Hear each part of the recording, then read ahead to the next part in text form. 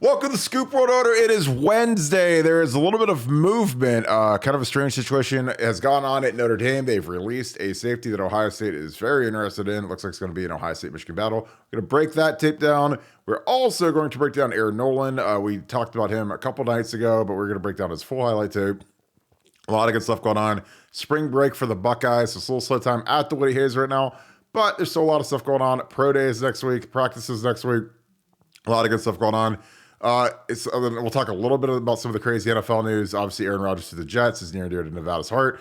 Jalen Carter bombs at his pro day because he's a fat turd and he will be a complete bust. So it's always good to see that. The dude literally fell out of his drills at pro day. Totally embarrassing. So that being said, as always, thank you guys so much. We are growing. We just passed 18,000 on the YouTube channel, so we appreciate you guys. Keep cranking. Keep spreading the good word. Click like, click subscribe, and click alert if you enjoy this live content. Again, I know you guys are starting to filter in here. I see you guys jumping into the chat, so we appreciate you guys as always. Again, if you guys are ready for spring ball to get cranked up, you got to get on BuckeyeScoop.com. That is where we are. Bill Greene did his all-day chat today, breaking down position groups, who he's worried about, who he's excited about, basically every which direction, and Bill does it like nobody else can do it, so you should jump in on that. Big March Madness thread starting up tomorrow. It's going to be all day. Just a great day planned for Buckeye Scoop with the beginning of March Madness tomorrow. With that being said, I'm going to bring in my good friend Nevadabuck. Nevada, how are you? Doing great, man. It's March Madness Eve, which is always kind of an exciting time, and getting ready to buckle up for nonstop basketball and trying to see where I was looking in the brackets, trying to see where Ohio State's playing. I'm not sure where they're playing tomorrow, but maybe you can fill me in on Ohio State basketball news, and maybe we'll make a run and win the championship this year. Playing at the Rec Center, real quick, Nevada, is there a standard play that you like to do on these? I remember a long time ago, you told me take the 1 seed, lay the points, it hits 60-something% of the time or something crazy like that. Any quick plays before we get into Brandon Hillman, the safety from Virginia who just left Notre Dame? I think just bet every 12 seed. 12 seeds invariably upset the 5s. You'll probably get some nice money line action on that, and you'll have a good day on Thursday, Friday. And remember, Nevadabuck told you, and we'll be posting more. We got big MMA action with Dagestan Poppy that we're going to be posting tomorrow as well. So buckle up for all you gamblers. Got some free winners we're handing out. So there we go.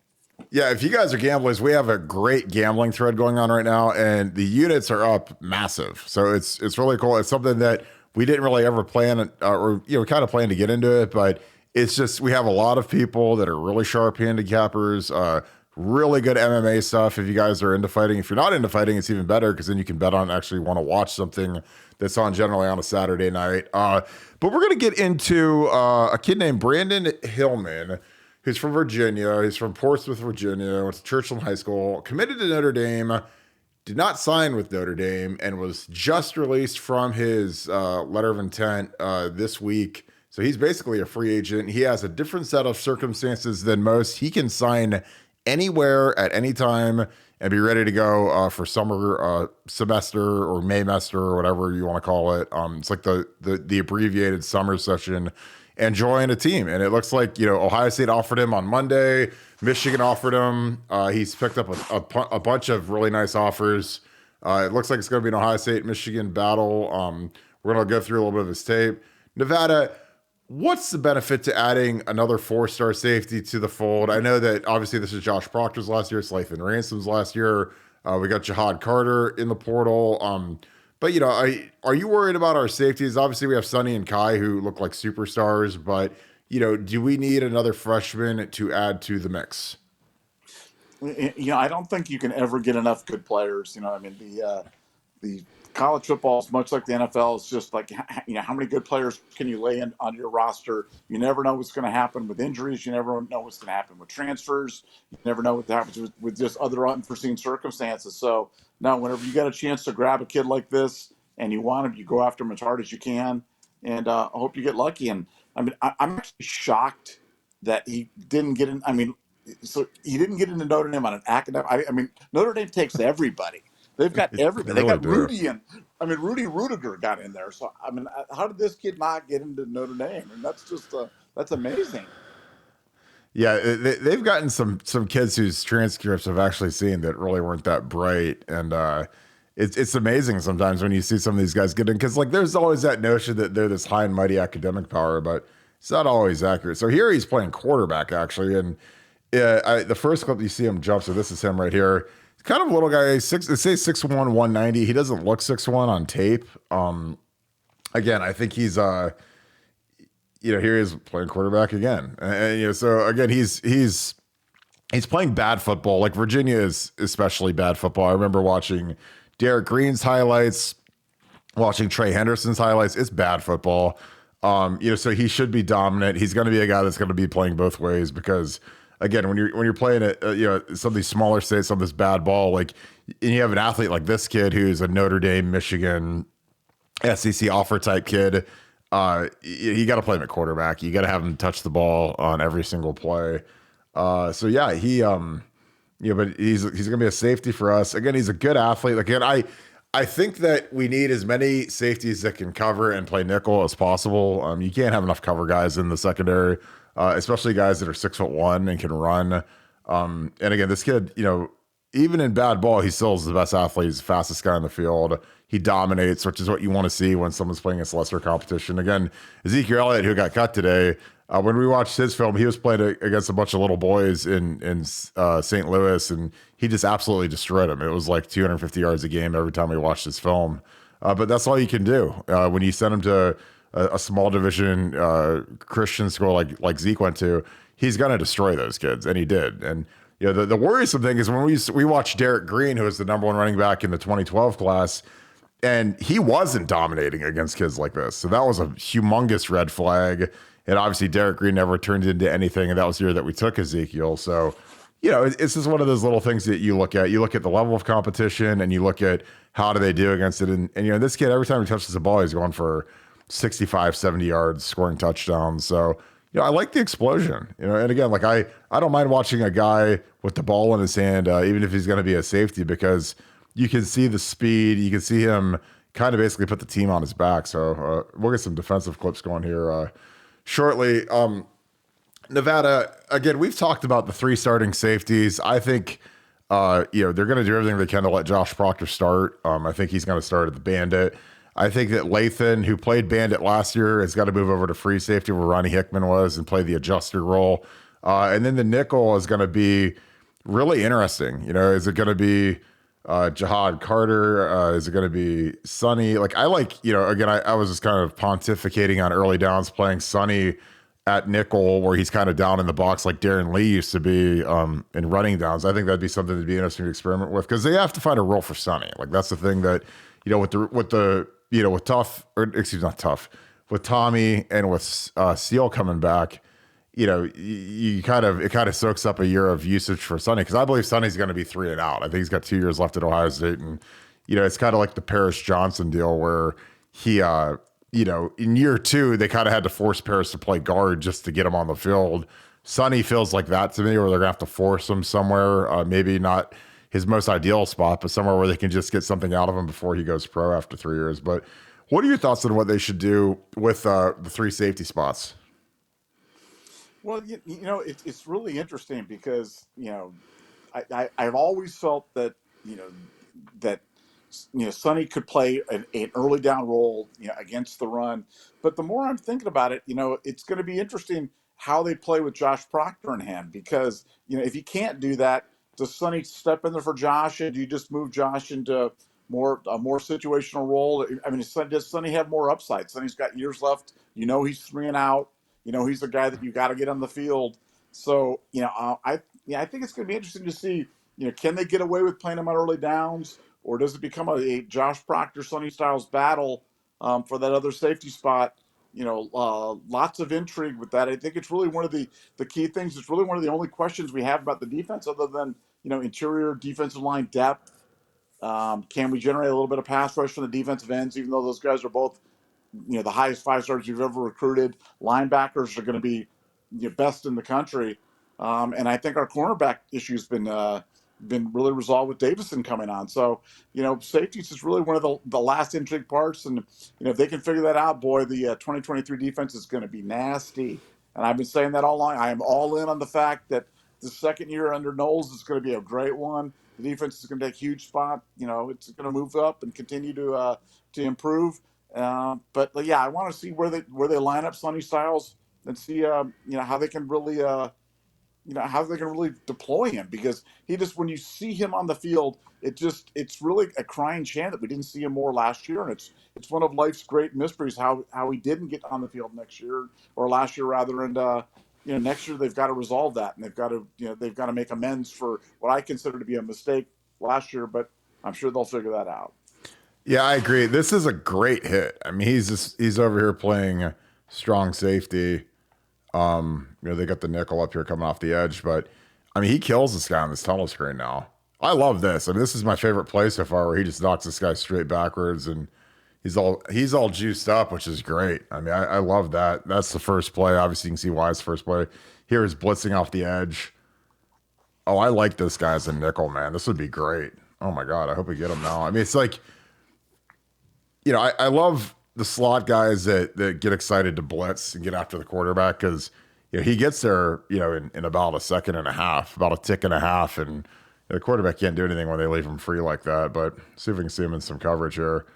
More run support, gets to the ball. See, I like the guy's foam. I mean, that's the thing. This would just be like a little extra cherry on top of the sundae when it comes to the recruiting, because this kid obviously we didn't think we were going to get, but man, they love blitzing him. I mean, this is, as much as I've seen a safety blitz, especially an athlete like this, generally, these guys are kind of patrolling the middle of the field. And I mean, he is not scared. Here he is running the ball. He's taking a nice pursuit angle. See, this is the best play of the entire set, because the kid doesn't give up. The kid doesn't. Yeah, so he's backside safety here. You got your corner here, nose up, and look at the effort. So they're running a little. It's like a counter reverse type deal. So they hand it off, and and I mean, this guy's kind of dead to rights right here. This is a lot of space to make up.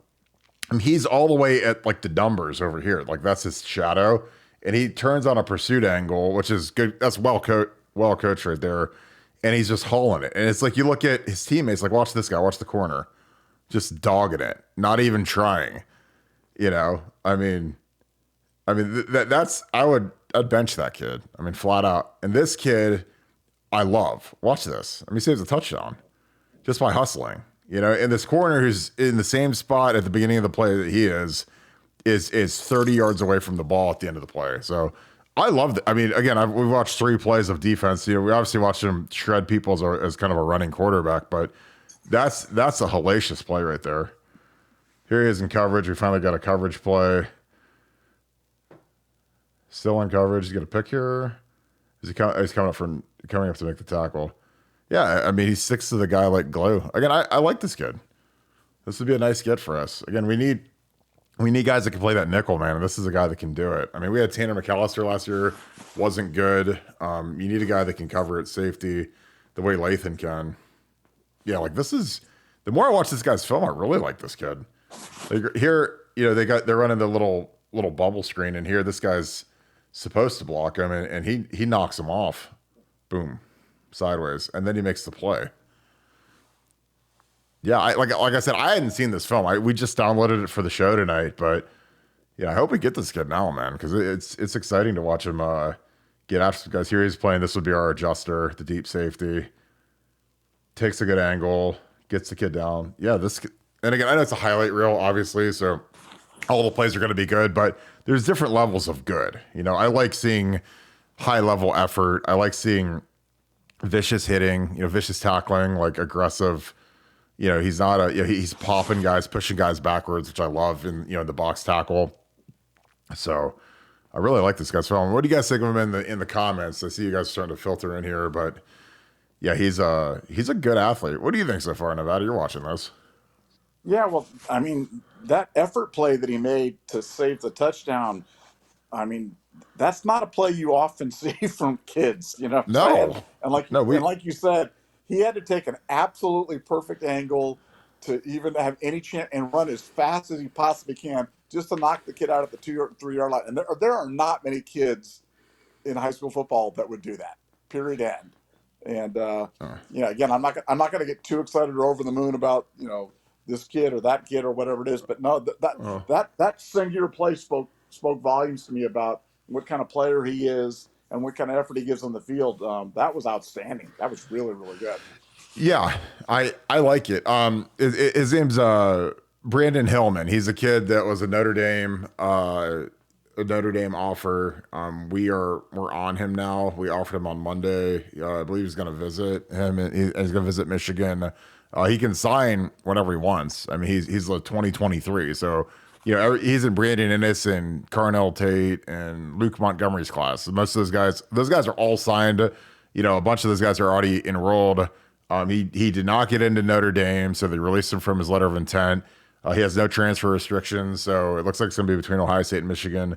So, but I like the kid, and he plays for the first half of the day. He played quarterback. And again, it's bad football. It's Virginia football, so you're going to be watching the kid play a lot of offense too. Because if you're an athlete like this, you're not going to go one way in Virginia, and really like in Ohio. Like I don't think any kid that's any good should go one way. I mean, Brandon Innes went both ways at American Heritage. He played safety for him, so I think that you need to. There's a lot of high school coaches that, for whatever reason, only play their guys one way. And I think that if you're a good player in high school, you should be playing both ways. But yeah, I like the explosion. I like the burst. So, I'm impressed by the kid. So yeah, Brandon Hillman. So he's a guy that I think that we should, hope for. Again, if he goes to Michigan, then obviously, we're going to be going against the guy, and then I'll say that he stinks. But if he goes to Ohio State, I'm going to be real excited about him because I think he's got a lot of talent, and he's a kid that we're gonna be looking at here. I'll pull his profile up for you guys real quick. So here's his profile. Again, this is old because it says he's Notre Dame 100%, but he's a 4-star on 247. He's a kid that again we're going after him hard. Again, and I like his skill set. I think he's a good athlete. I think he's a guy that can stick the guys in coverage, and he's not scared to hit, which I love, especially around support for a safety.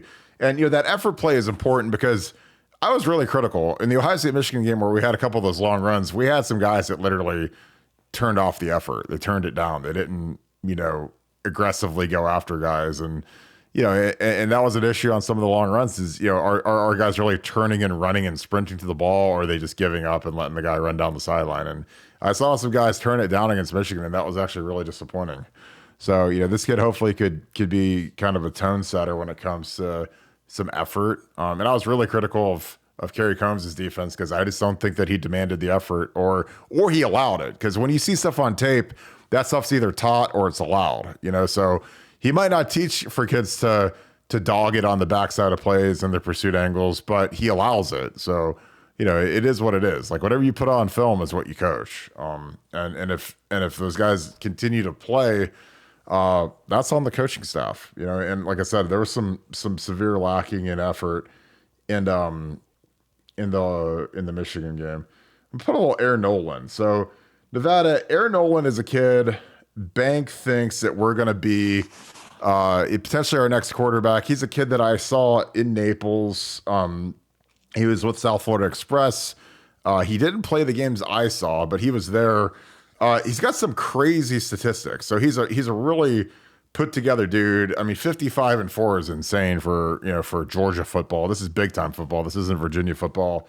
4,000 passing yards, but this one, most points ever scored in Georgia high school football. So 15 games, 792 points. So you guys get the calculators out. You guys can throw that in the chat for me, but we're going to watch some of this tape here. He is a big strapped up dude. He's a lefty. And again, he's teammates with Jelani Thurman, and this is big time Georgia football. So this is a lot different than that Virginia trash competition we're watching. This is big time ball. They won the state championship. A couple of these stories actually go to Jelani. Jelani's 33 on this tape. He's obviously a lot bigger than the guys on the outside. I think that's Jelani actually right in the middle of the field right there. But Nevada, your initial thoughts on Air Noland? Again, the 2024 recruiting cycle for quarterbacks has been one of the most fascinating things I've ever seen, going from Jaden Davis to taking Dylan Rayola's silent commitment at the spring game to, Dylan Rayola loves us to Dylan Rayola doesn't love us. And then Jaden Davis is jilted, and Julian Saying is committed to Bama, and we're kind of going after him, to Air Noland, who we haven't even offered yet, but he just got a Clemson offer. He's got Georgia. He's got some major offers. But what are your thoughts as we go into the summer without a quarterback in 2024? Well, I mean, when you look at a kid like this, you wonder how Georgia could ever let him get out of state. I mean, there's just so much to like, and as you said, there's really no knocks. You can't knock his accuracy. You can't knock his arm strength. You can't knock his intellect. You can't knock the level of competition. There's just, I mean, it's just ridiculous. I mean, his numbers he put up are just video game type of numbers, and so I mean, if Ohio State's got a shot, we'll take it. But quarterback recruiting, I think, is always going to be crazy, just because between the portal and guys going early, and you only want to take one, and you can only play one. It's just, I mean, it's such a delicate dance. It's unlike any other position on the football field, in that only one guy's going to play. So they're really concentrating on that depth chart and who's there and who's going to be there and who's committed and who's not going to be committed. So look, if you get a kid like this, I would take him all day and every day and twice on Sunday and be extremely happy, because I just think the sky's the limit for this young man. Yeah, he's a 4-star. Just visited Clemson. They offered him committable offer. He's going to come up to see Ohio State, it looks like, on his own dime, which they say that they're going to offer him if he gets here on his own dime, and then he'd be back for an official in the summer. But there is a good chance that he might end up our quarterback. There's some guys on the staff think he's the best quarterback in the country. And again, you watch his tape versus the level of competition, and I mean, he's a freak. I mean, he's a big athletic dude. I stood next to him when he was throwing the ball to JJ Smith, and he has an absolute cannon. Like, he has literally he throws a spiral that you can hear because he throws it so hard. It was like whizzing by my head, and I was like, God, if this thing hits me, I'm probably gonna die. But he, when him and JJ were playing catch, like normally, like when people play catch, they like throw a couple balls to like loosen up. Like, Era's first ball was like 90 miles an hour, like right down the middle. And I was like, oh my God. And the guys on the South Fork Switch were like, man, he's like whizzing that. They said some explicit stuff that was kind of funny, but he wasn't there just to soft toss it and get his arm loosened up. It was like his arm was already in howitzer mode from Jump Street, which was kind of cool. Like I said, I liked the kid. He seemed like a really nice kid. He was a quiet kid. So, and again, the SFE thing is always good for us, just because, he knows Ennis and he knows Tate and he knows those guys. So, like I said, he wasn't playing a couple of the games I was in. They had a different quarterback, but they kind of rotate through quarterbacks when they don't have a guy that's like their guy this year. So they've kind of played with a bunch of different quarterbacks. But yeah, it's always fun when you watch these tapes and you realize that one of these kids is already coming to Ohio State, because Jelani Thurman's one of my favorite players I've ever seen on tape. So he's 33. There he is. Yeah, again, like this is so hard to defend. This is why I love quarterback run game. And I know, some people hate it, but how do you defend this? And there's literally nobody home, and the kid can run. So again, I think that's an element of our offense that we've been missing. We missed it, with DJ not getting a rushing touchdown over 2 years. Obviously, we can still throw the ball, but when you really need it, if a guy can take off and hurt a team on the ground, it's devastating. But yeah, this is big time ball. This is playing in the Georgia Dome or playing in the Benz Dome, whatever. And he's a freaky dude, and he, like I said, he has a cannon. So if we're trying to take deep shots, man, this is the dude. Here, I love this is Jelani right here, I think. Yeah, this is Jelani Thurman. Mr. Barton, I got a question for you. If you have a left-handed quarterback, does that change anything what you're doing on the line between your left tackle and your right tackle? I don't think it does. Like, I think that the left and right tackle thing is kind of overblown, in my opinion. I know that like the blind side made left tackles just extremely important, but if your right tackle can't pass block, you're screwed either way. I mean, both guys got to be able to pass block, and like if you're a right tackle and you play in the AFC West, a couple years ago, you're playing Von Miller, Joey Bosa, Chandler Jones, like you're playing like some big time dudes on that side too. So I don't think it would. I think that the biggest thing that it would do is, if you ran like what they call like a naked bootleg, where you fake a run and roll out. You'd probably do that more to the left than to the right, because whatever hand the quarterback is, like imagine if you're running with the ball and you got to run and throw it. it's easier, obviously, if you're a right-handed quarterback to roll out to the right and throw it than it is to roll out to the left. You can still do it, but we don't run that many nakeds or that many sprint outs. But I think we tend to call them more when it's to the advantageous side. Like if we have Braxton Miller, who's a right-handed quarterback, we're gonna run what we used to call 494, which is a short sprint out pass to the right, because Braxton can get out there and he doesn't have to flip his hips. So that's a great question. And if you run any tunnel screens or smoke screens, like where maybe this guy blocks and this guy steps back, you'd run it to this side because he's a lefty, so he'll catch the ball and he's throwing it with his left hand right away. I think that's probably a bigger change than what would happen with the offensive line, just because mechanically it's easier. But man, I mean, Nevada, this guy, one of my favorites, Jelani Thurman. I mean, I don't know if we've ever had a tight end. I don't know if Hireman or Vanette ever did this in high school. Maybe they did. I think Rucker did a little bit, but that's awesome. Like, to be able to split a tight end out like that and have him go get it is something I don't think we've seen in a long time. That was a nice coverage blow. Put that on the highlight reel.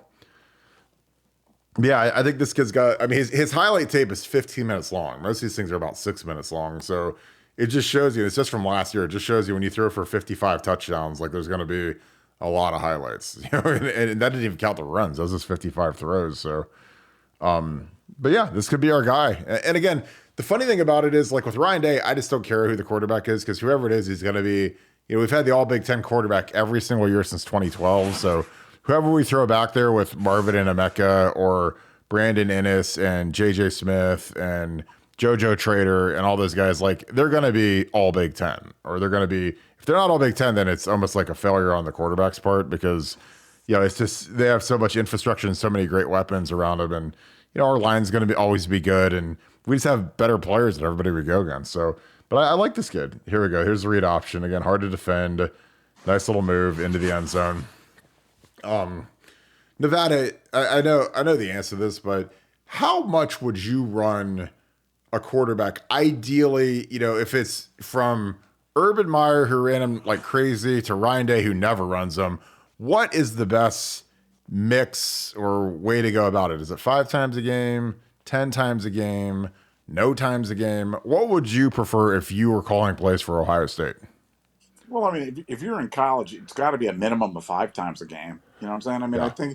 I think it's, in college football, I would say it's like a mix between Patrick Mahomes and Josh Allen. I don't think you want to, I think Josh Allen's kind of at the extreme, but I think Patrick Mahomes is the minimum that you want in terms of running. And I think the last 2 years where we had 0 rushing touchdowns out of CJ Stroud was just an impossibly bad stat, but maybe one of the most embarrassing stats that I've ever seen at Ohio State. And did it cost us a national championship? Maybe. I just think that the unwillingness to run, the wrapping him in bubble wrap and not allowing him to run, or not encouraging him to run, or not demanding that he run, I just think was just an epic fail. It was as bad as Knowles playing Tanner McAllister out there, and probably even worse. So, hopefully, Dave's learned his lesson, going to be a little bit more aggressive with it. But guys like this, they can do it.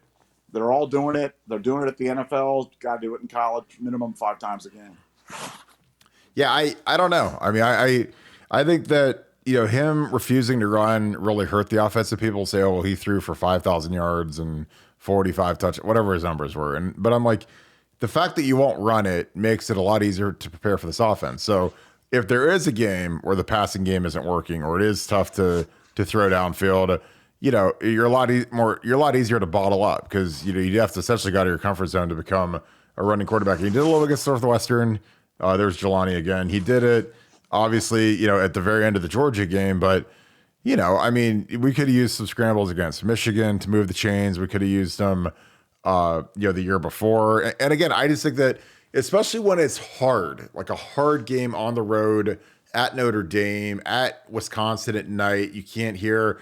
It's so important to take the crowd out of the game, and you take the crowd out of the game by scoring points and by moving the chains and holding the ball, taking the air out of the ball, so to speak. And I've been in those situations where, you have like Troy Smith scramble and go move the chains in the 05 Michigan game. Basically won us the game. The 04 Michigan game, when we stunk, Troy carried us largely because of his legs, because he'd get out there and they'd be running off in man coverage and Troy take off for 35, 40 yards, and that just cripples a defense. It's just the most deflating feeling in the world when you have perfect coverage and they still get 30 yards because the quarterback takes off and breaks contain. But yeah, like that's the thing I like about Ayers. And the thing about Ayers, he's a strapped up kid, man. He is a muscular, strong dude. So he's not some frail little kid who looks like he's allergic to the weight room. This guy is a monster. So, that's something I think that, he's built for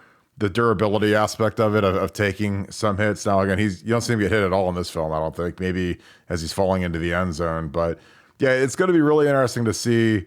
There's Jelani again. Again, I love watching because Jelani's got 5-6 highlights of touchdowns and long passes so far, and I'd love to see that connection kind of get rekindled in a couple years if Jelani and Air are reconnecting at Ohio State. But yeah, I don't know. I think that it's something that this year, especially with again, I think our tackles are going to be fine, but they're also going to be brand new, so there's going to be some growing pains. And Paris and Dewan had growing pains when they were first-time starters, so they weren't always perfect. They weren't even perfect last year. They had some, they gave up some sacks and they gave up some pressures. So, it just helps when a guy can save you by scrambling out of it. I mean, I gave up pressures and sacks, and if Troy took off and I didn't give up the sack, that was like the best, because then he'd go get 8 yards and be 2nd and 2, despite pass protection not being perfect. So, yeah, I really like this kid though. Like I said, he's a good kid. He's a sharp kid. I love guys that play elite competition just because I feel like they're more ready to go. And I feel like our staff, like with Justin Fry, takes 2 kids from St. Ed's, takes a kid from Toledo Central Catholic, to basically get 3 state champions from last year in the offensive line room to start the class off. I think that they like big time competition, big time ball, super high level production. Obviously the highest scoring offense in Georgia history. We took the tight end from there. You might as well take the quarterback too. So really like his tape. What else about? You guys got any questions? Aaron Noland being a lefty, is Ryan Day against that? I don't know. I don't think so. I mean, I think that the biggest thing is there's just not a lot of lefties. There's not a lot of lefty quarterbacks. You look at the NFL, Mike Vick, Steve Young. There's just not a lot of them out there, I guess. So I don't think he's against it, because if you're talented, you're talented. And I don't think it changes the offense that much, honestly. But it'd be interesting to see what would change. Like, it's funny. I just watched a bootleg. I'm actually going to put the film back on for one more play. This is what I was talking about with the boot to the left. Let me get this queued up. So this is just what I talked about with a lefty. When you run a naked bootleg, like you want to run it to his like dominant side, which is he's a lefty, roll him out to the left, because then you get that nice easy throw. And I want to play this too because this is Jelani. So Jelani gets a nice easy touchdown. Again, trucks the kid going into the end zone. Again, I love watching Jelani's film because I think he's a guy that's going to be a factor sooner than later. Obviously, we got Cade for one more year, but after that, I mean, Joe Royer and Jelani are going to be a pretty dynamic duo, I think. So, Nevada, let me see. Do you think Ryan Day has learned his lesson after last year in Nevada? That's a great question, Sue. What do you think, Nevada? I do. I really do. I mean, I've heard that frequently from people that are close to Ryan, that it's almost like he had a little bit of an awakening. And he had a little bit of an awakening about himself, about his deportment on the sideline, about his game plan. And I think that's why I think the whole thing with Georgia was really, even though we lost, I thought it was Ryan Day's finest moment as a coach so far at Ohio State. I thought he really took a step forward. For people that were questioning Ohio State about the toughness or the talent or whatever it may be, I mean, heck, we came in within one play, within one lace being turned out the right way of winning that game and winning the national championship. So, I think Ryan Day is going to take what he learned, continue on it, and I sometimes you got to knock on the door before you kick it in, and I think he was knocking on the door, and I think he learned some stuff in the meantime while he was outside, and now he's ready to kick in the door and go win some national championships. Yeah, I totally agree. On JoJo, I don't know. I think JoJo's an NIL kid, but I think our NIL stuff's actually doing quietly really good. I mean, I've heard and seen some of the chucks these guys are getting and some of the cars are getting, and they're not getting Honda Accords. I mean, they're getting some pretty nice rides. I'm talking kids that are freshmen, like kids that haven't played a snap, kids that just arrived, kids that are coming in the summer. So, it'll be interesting to see how much he talks to the Miami people. Because that's the thing with Ayers, he's talking to A&M, he's talking to Miami, he's talking to the guys that are doing the inducements, and it's going to just be real interesting to see how big does that play with some of those kids that are in South Florida, because it's different for everybody. It costs Mark Fletcher, but I also fight back on the Mark Fletcher thing, because I think that if you're recruiting him, you better know that, hey, there's a chance that the NIL thing might jump up and get this guy. The NIL monster might jump up and snag him out of the boat, and it did, and we were kind of caught flat-footed, and I think that's on the coach, like I do. But I mean, what do I know? I mean, I think if you don't have a pulse on the kid, because he might like you and love you, but if at the end of the day he's getting offered a pretty substantial chunk of money, and that's what's going to motivate him, then you got to know that as a position coach. So, all right, we congrats, Paul. Glad you're eating good. Appreciate you, my dude. Kirk, back to I just have to say on Fletcher. I mean, anybody who can say that they were caught off guard by Fletcher just was not paying attention. Everybody knew that was an NIL story, and let's not dance around it. He got offered $750,000 a year every year for 4 years to go to Florida. That's a lot of scratch, man. And like for 99% of the kids in America, that's life changing. Maybe 99.99999% of the kids is life changing. So, I think if Alfred was caught off guard by that, then he needs to get a subscription to Buckeye Scoop and tune in, and we'll give him some information on his kids.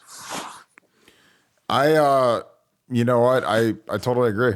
I think you better have a pulse on it, man. Because if these kids flip on you, that's on you, and you better have plan, A- and B and C ready to go in case you need to take a guy. Because like we ended up not even taking a linebacker or taking a running back, and I'd bet a mountain of money that's the first time that's ever happened in the history of Ohio State football that we didn't take a linebacker or a running back in a recruiting class. So, it's gonna, it's like I said, I'm done with the excuses about not getting a running back at Ohio State.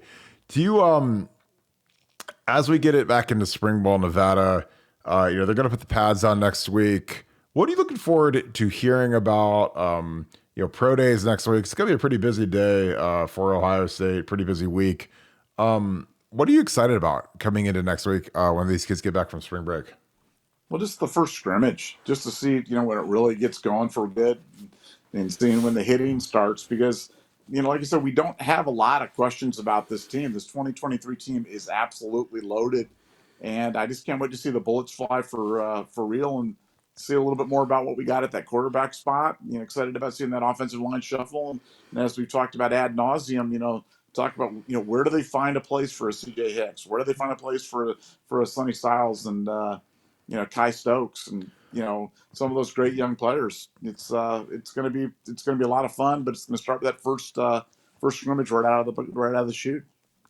Yeah, I'm gonna be excited just to see, how does the pass protection look? How's the offense look?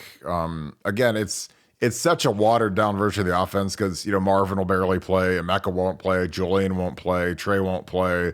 So I mean, it's kind of, do you grade on a curve when Kyle McCord's out there and he's throwing to guys that, he's not probably going to be thrown to the first snap of the game, week one? I mean, that's the question to me, because I feel like you've got it's going to be interesting, because I feel like the one thing that's positive about the fact that we're missing all these guys is that, the second and first huddle receivers are basically going to be the same guys. Like you're going to see, Jaden going with the ones and twos, and you're going to see X going with the ones and twos, and you're going to see, whoever, if they move Kojo or Caleb Burton or Carnell Tate or one of the Rogers brothers, if they move one of those guys up to the ones or twos, like you're going to see a lot of the same guys. So it's not like the quarterback that's working with Marvin and Emeka and Julian looks awesome, and then the guy who's thrown to the twos and threes doesn't look awesome. I mean, the ones are gonna have the same receivers essentially. So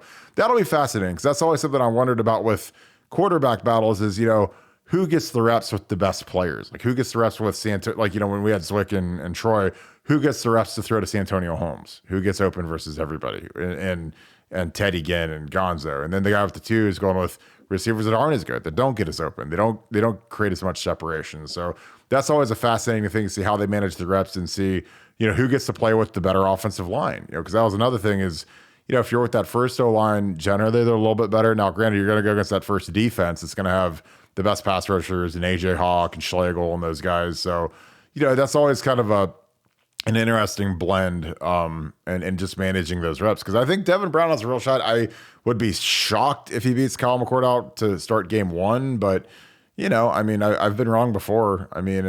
And again, that's just part of the intrigue of this quarterback battle is, Devin Brown's got a real opportunity these next 2 weeks. And they're really the biggest 2 weeks of his life, because if he can make a move and somehow steal this position from Kyle, then, we've got an athletic gunslinger at quarterback, a guy that people in the Woody Hayes have told me that he's got more upside, and he's the guy that is the potential franchise guy. So, I'm all ears. I'm excited about it. So it's going to be really interesting, because anytime there's a quarterback competition of this magnitude, Devin Brown was the number 1 player in On3's rankings 2 years ago. McCord was a 5-star, so it's 2 really good quarterbacks going against each other. So I'm excited about that. Well, any final words? March Madness is starting to crank up right now, so we're gonna head on off and watch some of that. But any final words of that as we wrap the show? No, I'm just ready for March Madness, ready for some gambling madness, and ready for the Buckeyes to get back and answer more questions about the spring. Can't wait. Yeah, I can't wait either. It's going to be great. Well, we appreciate you guys as always. Appreciate you. Congrats to my friend Paul. I believe that you wrote that you're grubbing and you're able to eat. Congrats on, for those who don't know, Paul had a procedure done, hopefully to remove some cancer. So appreciate you, brother. I am thinking about you. Sue, we do not have anything on KJ Bolden. I can ask Bank about that tomorrow. But yeah, I'm just super excited about all this. Appreciate you guys tuning in tonight. I know obviously March Madness is cranking up on TV, so we're going to get on to that. But thank you guys as always for your support, being on the channel. We love being on here. So you could click like, subscribe, and click that little bell so you get the alerts when we go live. We appreciate you guys. I know a lot of you guys do that because you guys pop on as soon as I pop on, which is always great. And we appreciate that. Again, we passed the new milestone in subscribers, so we appreciate you guys as always. And shout out where you're from in the comments, guys. I'm telling you, we have China, Korea, the Netherlands, people popping off in the comments. It's great because, you see truly how global BuckeyesCoop.com has become. So thank you guys for that. And shout out to all you guys in Southwest Florida and Ohio, Georgia, Texas. We love all you guys. So thank you guys so much. So hope you guys have a great rest of your night. It's time to get ready for some March Madness basketball. The best weekend of the year is here for the tournament. So we're going to get that cranked up. So thank you guys as always. Thank you, Buckeye Nation, and thank you, Scoop family. Let's go watch some hoops. Hope you guys have a great rest of your day. Go Bucks.